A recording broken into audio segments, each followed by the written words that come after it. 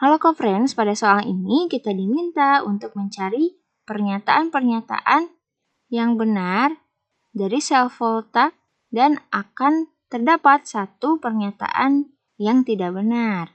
Maka di sini kita perlu mengetahui definisi dari sel volta, di mana sel volta adalah sel elektrokimia yang dapat menghasilkan energi listrik dari suatu reaksi redoks yang spontan, di mana pada sel volta memiliki elektroda positif dan elektroda negatif, di mana elektroda positif disebut katoda dan merupakan tempat reduksi. Kemudian elektroda negatif adalah anoda dan merupakan tempat terjadinya oksidasi.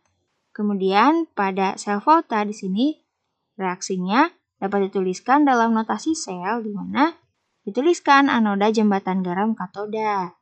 Atau lebih lanjut dituliskan menjadi logam di anoda berubah menjadi ion, kemudian melewati jembatan garam, kemudian menjadi ion di katoda dan membentuk logam di katoda.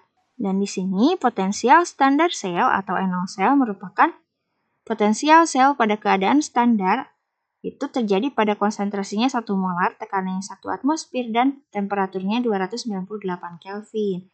Di mana NO sel dapat dihitung dari potensial standar katoda dikurangi potensial standar anoda.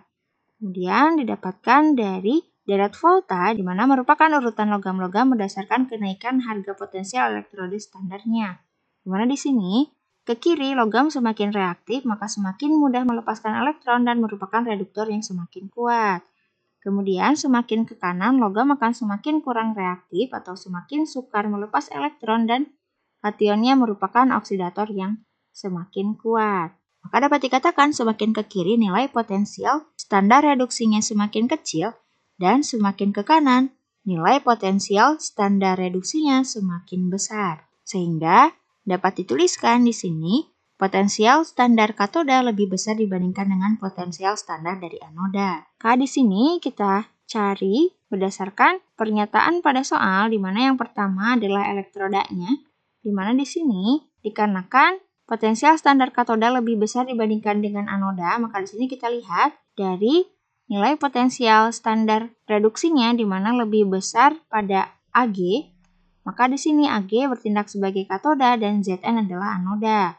Maka di sini kita lihat pada soal elektroda Ag bertindak sebagai katoda dan elektroda Zn bertindak sebagai anoda, maka di sini pernyataannya benar. Kemudian kita cari potensial standar selnya, di mana NO sel sama dengan NO katoda dikurangi NO anoda.